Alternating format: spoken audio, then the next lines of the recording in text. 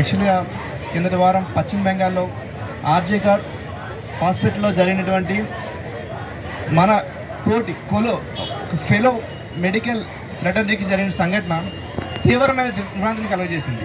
Okay, మనం MBBS seat రావడానికి ఎంత కష్టపడి ఉంటాం, ఎన్ని త్యాగాలు చేసి ఉంటాం.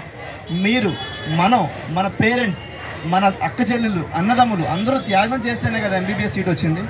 ఎంబీబీఎస్ సీట్ అయిపోయిన తర్వాత పీజీ సీట్ రావాలంటే ఎంత కష్టపడి ఉంటాం. ఒక న్యూ ఇయర్ ఉండదు, ఒక ఫెస్టివల్ ఉండదు, ఒక ఫంక్షన్ ఉండదు. ఇన్ని కష్టపడితేనే కదా ఆ సీట్ వచ్చింది. అలా వచ్చిన మనకే రక్షణ లేకపోతే ఎలా? ప్రతిసారి చెప్తారు వైద్యో నారాయణ హరి. ఓకే, వాళ్ళకి మనం కాపాడేటప్పుడు గుర్తొస్తాం. ఎవరికైనా ఏమైనా చిన్నది ఇలాంటి ఇష్యూస్ వచ్చేటప్పుడు జనాలు ఎందుకు మన మీద తిరగబడుతున్నారు, మనకు రక్షణ ఎందుకు కరువు అవుతుంది? ఓకే, ఒక మనతో పాటు ఎవరైతే ఉండే ఫిమేల్స్ లైక్ లేడీ డాక్టర్స్ ఎవరైతే ఉన్నారో మనతో పాటు వాళ్ళు ఇక్కడ మన మెడికల్ ప్రొటెక్షన్ పెడతారు, మనం అందరూ ఒకేలా కష్టపడతాం. ఓకే, అలా చేసేటప్పుడు కొన్నిసార్లు 24 గంటలు, కొన్నిసార్లు 48 గంటలు జాబ్ కంటిన్యూస్ డ్యూటీ చేసే సంఘటనలు చాలామంది తెలిసే ఉంటాయి. ఆ టైంలో 1 గంట లేదంటే 2 గంటలు ఎక్కడైనా కన్ను వార్పుదాం లేదంటే రిలాక్స్ అవుదాం అనుకునే ఈవెన్ లేడీస్ సీసీ కెమెరాస్ అవ్వచ్చు, వాళ్ళకి సెపరేట్ రూమ్స్ అవ్వచ్చు, లేదంటే వాళ్ళకి సెక్యూరిటీ పర్సన్స్ కానీ ఉండాలి, ఖచ్చితంగా ఉండి తీరాలి. అలా అయితేనే మన మీద దాడులు ఆగుతాయి. అట్ ద సేమ్ టైం ఎట్టి పరిస్థితుల్లోని యాక్షన్ అనేది ఎలా ఉండాలి అంటే ఒక్క యాక్షన్ వాళ్ళ మీద పక్కనుండే సీనియర్స్ అవ్వచ్చు, పైనుండే మీ ప్రొఫెసర్స్ అవ్వచ్చు, కన్సర్న్ పర్సన్స్కి చేయండి. ఓకే, ఎందుకంటే కొన్ని దృష్టిలో ఏమవుతుందంటే ఇష్యూస్ పక్కకు వెళ్తున్నాయి. ఓకే, మీరు ఏదో ఇష్యూస్ ఏవైనా సరే ప్రాబ్లమ్స్ ఉండేటప్పుడు ప్రాబ్లం ఏమవుతుంది, దీన్ని పక్కన పెట్టుకొని మిమ్మల్ని ఇబ్బంది చేయడం, హెరాస్ చేయడం జరుగుతున్నాయి. ఇవన్నిటి నుంచి కూడా మీకు సెక్యూరిటీ ఉండాలి. ఓకే, రెండోది ఏంటంటే మేము మరి రాష్ట్ర ప్రభుత్వం తరఫున కానీ కేంద్ర ప్రభుత్వం తరఫున కానీ న్యాయం చేసి ప్రామిస్ చేస్తున్నాను.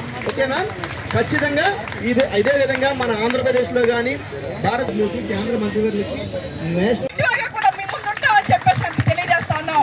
మరి అన్యాయం ఏంటంటే సీసీ కెమెరాలు పనిచేయలేదట, సీసీ ఫుటేజీలు పనిచేయవట, రెస్ట్ రూమ్లు ఉండవట. ఆ అమ్మాయి ఆత్మహత్య చేసుకుందట. బిడ్డ 6 నెలలు అయిపోతే పీజీ అయిపోద్ది, చక్కగా ఇంటికి వచ్చి హాయిగా తల్లితో లాస్ట్ కాల్ కూడా మాట్లాడిందని చెప్పారు. కాబట్టి ప్రియాంక రెడ్డి మీద జరిగిన దాడి చూసాం, నిర్భయ మీద జరిగిన దాడి చూసాం, ఈ రోజు ఈ అమ్మాయి మీద జరిగిన దాడి చూసాం.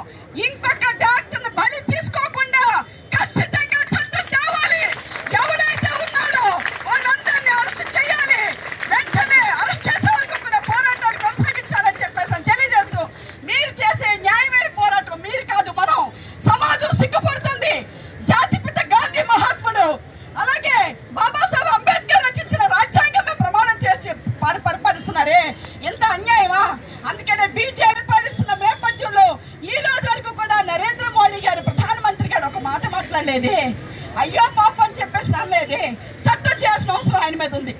ఏ రకంగా ఆర్టికల్ 370 రద్దు చేశారు, ఏ రకంగా కాశ్మీర్ నుంచి భారత్ విడగొట్టారు, ఎందుకు భద్రతా చట్టం తీసుకున్నారు? భద్రతా చట్టం తీసుకురావాలి. తీసుకొచ్చే వరకు కూడా పోరాటాన్ని కొనసాగిద్దాం. ఖచ్చితంగా పోరాటానికి అండగా ఉంటాం. ఆ అమ్మాయి కుటుంబానికి న్యాయం జరగాలని చెప్పి తెలియజేస్తూ సెలవు. నమస్కారం. అభయ దోషుల కఠినంగా శిక్షించాలి. ఫాస్ట్ ట్రాక్ కోర్టులు వెంటనే ఏర్పాటు చేయాలి. ఫాస్ట్ ట్రాక్ కోర్టులు వెంటనే ఏర్పాటు చేయాలి. Varma commission. Thank you for the support from AISWA. Now I would like to invite A. Vimala Garu Samaikya.